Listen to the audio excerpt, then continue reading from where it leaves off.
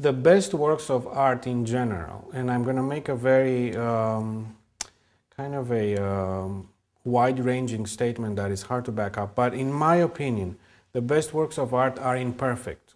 When I listen to Bach and when I analyze Bach, I see the symmetries and I see the very strong plan, but Bach's music is not really perfect. It has some moments that don't really fit the overall scheme.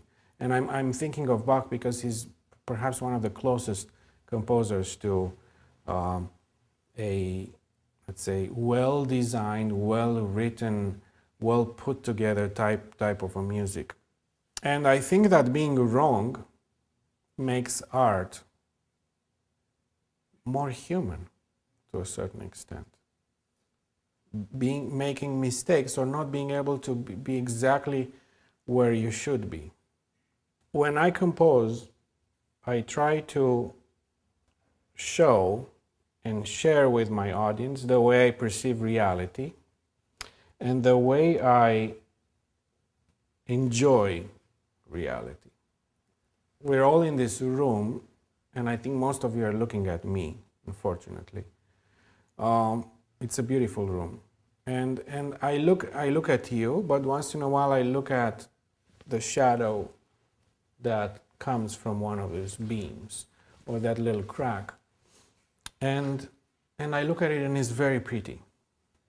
And that gives me aesthetic pleasure. And I try to transfer that perception of reality in music. It's not really about this. My music generally, at least lately, is not about the story again.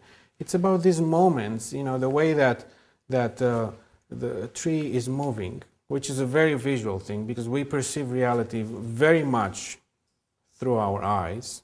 Most of it, I think, is perceived through our eyes. And that is, you know, inside me. And when I try to write music, I try to describe some kind of a, I think, mostly visual reality. But it's not always planned before, you know. I sit at the piano and I start improvising very often.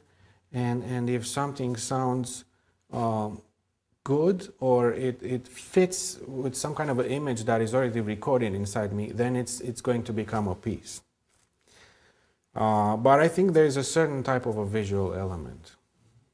Look, here's the situation. Do you ever go outside in the summer and lay on the grass? And he says, yes. Did you ever see some kind of an insect, an ant, or some kind of a small creature going up a leaf? He said, yes.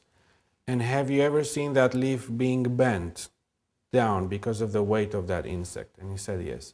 Did that give you pleasure? And he said, yes. Well, that's the kind of pleasure that I'm looking at. When you are outside and you hear this, zzz, that's pleasure. It's amazing, that sound.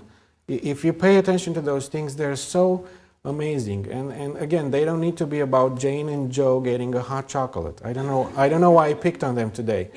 They're very abstract. So you kind of have to let yourself let go to enjoy them. And that's the kind of music that I like. It seems as though the vertical harmony and perfect resonance that tunings might give you and that might give us this sort of natural moment might be likened to some natural phenomenon, but that you actually craft a temporal work going forward, moving into certain structures, moving away from it. Can you tell us a little bit about what guides your progress and in the sort of forward momentum and how this resultant form relates to other archetypal forms or natural phenomena? I have an answer for that, and it's a good answer. You know, somebody asked me once, do you write pretty music? And I said, I don't know, but I think I write pretty good music. So I'm prepared with all the answers here. The first piece that we're going to perform is called Instant. And I started writing it, and as it was getting more and more clear to me, you know, I have different types of charts and numbers here, and 51/2 and 0.618399, you know.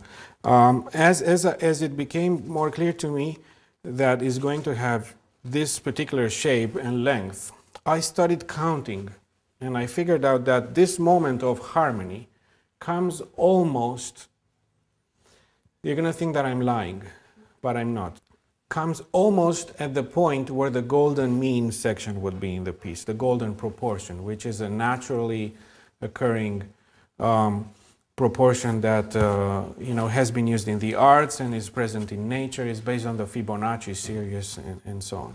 So I started counting those, and I figured out that somehow my instinct told me that the highest point or the most important point in the piece should be just about where the golden mean is. And then I started counting measures in beats, and I said, why don't I just make it right there?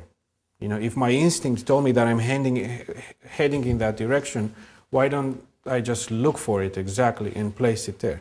So then I started counting other measures and other vectors in the piece, and I realized that, you know, actually my instinct was even more perhaps sophisticated than that. So I have a line with the strings going up. Here's the moment of harmony where the golden mean is, and then I have another line with the brasses that are static, and it was almost there. So then I adjusted the brasses in such a way that it is the golden mean, and then I have a line going down with the strings and percussion, and because it's going down, I figured, well, how should I fit this? If two of the three aspects are based on the golden mean, the third maybe could just be left there or could be equal, and I started thinking about these proportions, and I adjusted them a little bit, and that would be an inverted golden mean, you know. And I don't know if it's going to work or not, but basically I'm looking for moments that are or types of writing that are archetypal and pieces that can function well based on natural principles. So there are a lot of calculations. I think that mathematics and calculations in general are part of our life, whether we want or not. And art is a reflection of the realities of life. And if we try to be coherent with the things we do and we express musically or artistically, a certain amount of calculations should be involved as well. That's how I look at it.